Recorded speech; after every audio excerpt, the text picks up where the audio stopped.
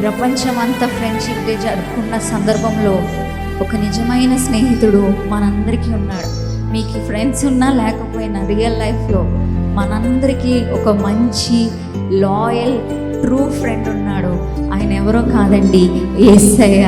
మన తల్లిదండ్రులకి చెప్పలేని విషయాలు కూడా స్నేహితులకి చెప్పుకుంటాం.